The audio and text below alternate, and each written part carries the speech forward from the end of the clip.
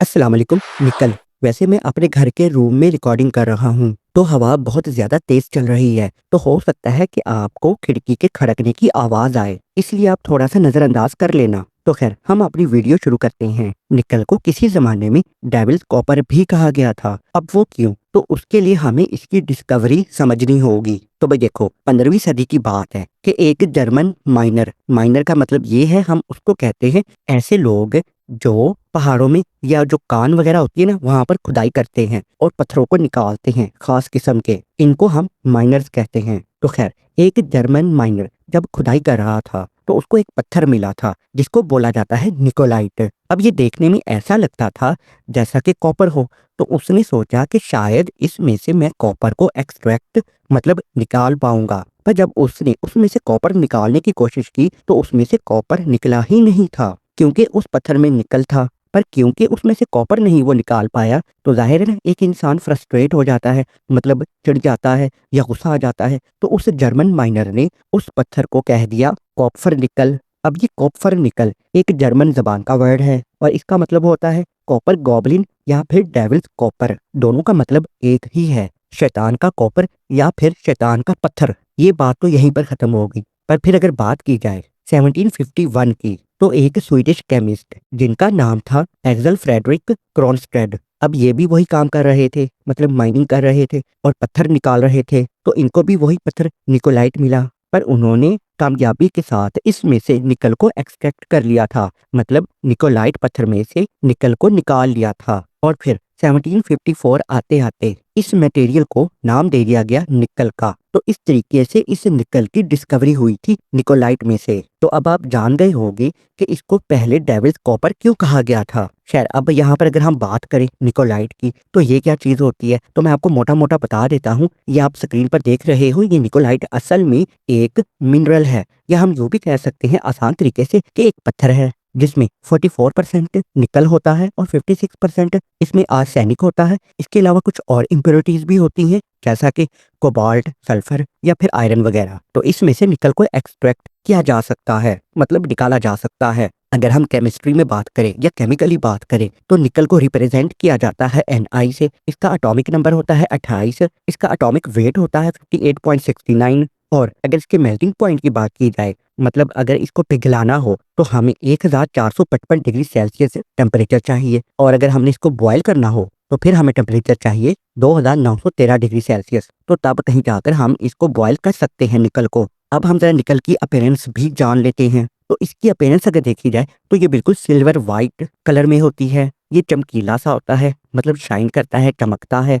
या कभी कभार ये थोड़ा सा ग्रेइश वाइट भी होता है, हल्का ग्रे कलर। इसके टेक्सचर को देखा जाए तो ये हार्ड होता है, मतलब काफी ज्यादा सख्त होता है, काफी मजबूत होता है, काफी स्ट्रॉन्ग होता है, और ये मेलेबल भी होता है और डक्टाइल भी होता है। अब मेलेबल का मतलब ये होता है कि अगर हम इसको हथौड़ी से मारेंगे ना निकल को, तो ये शीट की तरह फैल जाएगा और ये टूटेगा नहीं। पर अगर हम डक्टाइल की बात करें, तो जब हम इसको स्ट्रेच करेंगे, मतलब इसको खींच के लंबा करने की कोशिश करेंगे निकल को एक वायर तार की तरह, तो तब भी ये आराम से स्ट्रेच हो जाएगा और ये निकल टूटेगा नहीं, क्योंकि ये काफी ज्यादा मजबूत होता है। अगर हम निकल की रूम टेम्परेचर पर बात करें, यानी कि 345 डिग्री सेल्सियस से अगर नीचे टेम्परेचर हो, तो जाहिर है हमारे रूम का टेम्परेचर 345 डिग्री सेल्सियस तो नहीं ना होता। तो मतलब अगर इससे नीचे टेम्परेचर हो तो निकल में फेरोमैग्नेटिक प्रॉपर्टीज भी होती हैं। अब इसका मतलब ये होता है कि ऐसी प्रॉपर्टीज होती है कि अगर हम मैग्नेट को निकल के पास लाएंगे ना, तो ये एक दूसरे को अट्रैक्ट करेंगे। कंडक्टिविटी इसमें होती है, मतलब इसमें से बड़े आराम से हीट पास आउट भी हो जाती है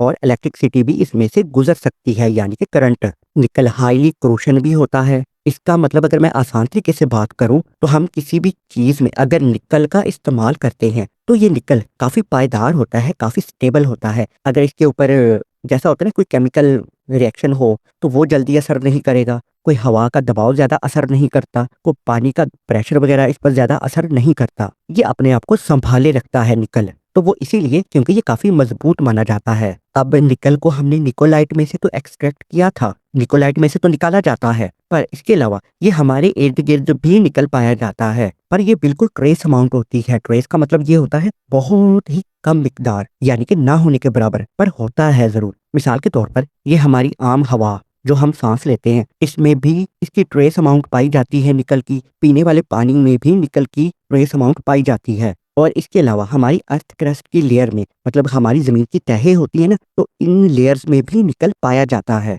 अब जाहिर है हो सकता है आप ये सोचो कि हवा के साथ ये हमारे अंदर जाता है, तो जी हाँ ये अंदर तो जाता ही है, पर ये बिल्कुल कम मिकदार होती है, तो जिसकी वजह से कोई नुकसान नहीं होता। अब इसका हरगिज़ मतलब ये नहीं है कि निकल को उठा उठा के खाना शुरू कर दिया जाए, फिर तो ये खतरनाक ही साबित होगा। अब अगर इसके इस्तेमाल की बात की जाए तो निकल आजकल के ज़माने में तो इस्तेमाल होता ही है, पर सिर्फ ये आजकल ही इस्तेमाल नहीं होता निकल, ये आज से 3-4 हज़ार साल पहले भी इस्तेमाल होता रहा है निकल। कदीम चाइना के लोग इस्तेमाल करते रहे हैं या फिर कदीम मिस्र के लोग इसको इस्तेमाल करते रहे हैं, क्योंकि वो होता था ना कदीम मिस्र के लोगों में जो पुरानी इजिप्ट के लोग थे वो ताबूतों में लाशों को मम्मीज बना दिया करते थे, मतलब उनको हनूद कर दिया करते थे। तो जब रिसर्चर्स को उन ताबूतों में से कुछ एविडेंस मिले हैं निकल के होने के, यानी कि शवाहिद सबूत या कुछ ऐसी चीजें बनी हुई जिनमें निकल का इस्तेमाल किया गया है, तो यहाँ से अंदाजा हो जाता है कि निकल को कदीम मिस्री लोग भी इस्तेमाल किया करते थे, क्योंकि ताबूतों में से इसके एविडेंस मिले हैं इसलिए।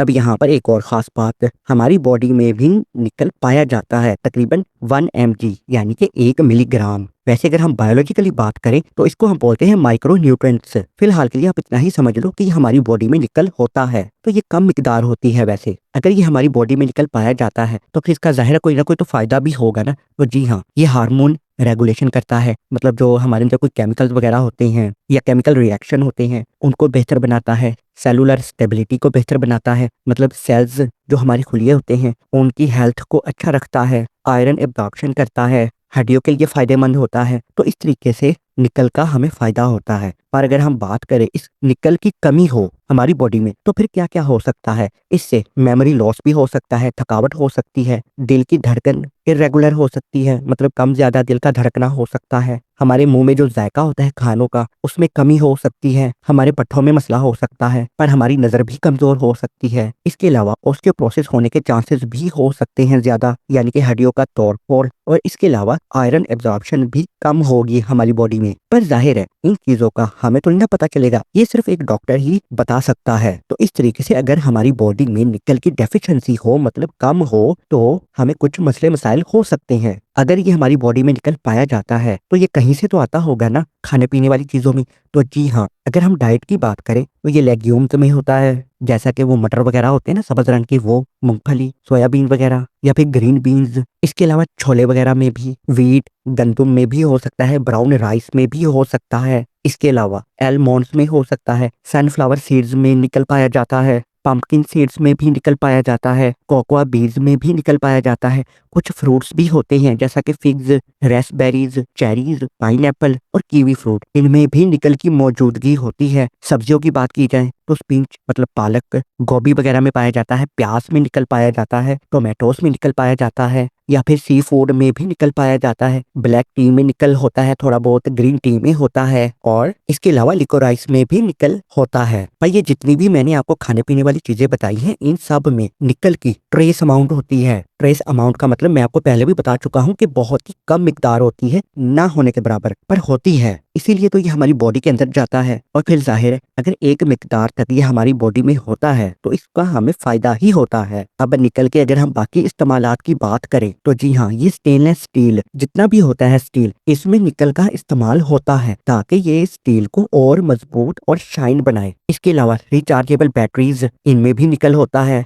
सुपर एलॉयज की बात की जाए तो इनमें भी निकल होता है। अब इसका सुपर एलॉयज का मतलब क्या होता है तो मैं आपको आसान तरीके से बताता हूँ। जैसा कि होता है ना गैस टर्बाइन या जो बड़े बड़े जहाज होते हैं तो उनके साइडों परों के साथ जो ड्रम लगे होते हैं वो असल में जाहिर है इंजन होते हैं, तो उनमें भी निकल का इस्तेमाल होता है क्योंकि ये काफी ज्यादा टेम्परेचर को हैंडल भी कर लेता है इसलिए, और ये मजबूत तो होता ही है, पायदार भी होता है, इसलिए जहाजों के इंजन में इस निकल का इस्तेमाल होता है। और कॉइन वगैरह बनाने के लिए जो पैसे वगैरह होते हैं ना, करेंसी वगैरह जिनको हम ठीपे भी बोलते हैं, तो इनको बनाने के लिए भी निकल का इस्तेमाल किया जाता है। किचन की यूटेंसिल्स मतलब किचन में इस्तेमाल होने वाले बर्तन भांडे वगैरह, इनमें भी निकल का इस्तेमाल होता है। या फिर रेंचेस, ये जो होता है ना पेचकस, प्लास, हथौड़ी वगैरह, इनमें भी निकल का इस्तेमाल होता है। और अब बिल्कुल आखिर में सुपरनोवा। सुपरनोवा में भी ऑब्जर्व किया गया है, मतलब मुशाहिदा किया गया है कि हो सकता है कि शायद इसमें भी निकल मौजूद है। और ये जो सुपरनोवा शाइन करते हैं ना, मतलब चमकता है, तो ये भी निकल की वजह से ही शाइन करता है और निकल को शायद मेन इंजन माना जाता है। इसी तरह की आपको इन्फॉर्मेटिव वीडियोस मेरे चैनल पर और भी मिल जाएंगी। अगर ये वीडियो आपको अच्छी लगे तो उसको लाइक कर सकते हो, कमेंट में अपनी राय जरूर दिया करो और चैनल को सब्सक्राइब भी कर सकते हो। तो मिलते हैं नेक्स्ट वीडियो में, तब तक के लिए अल्लाह हाफिज।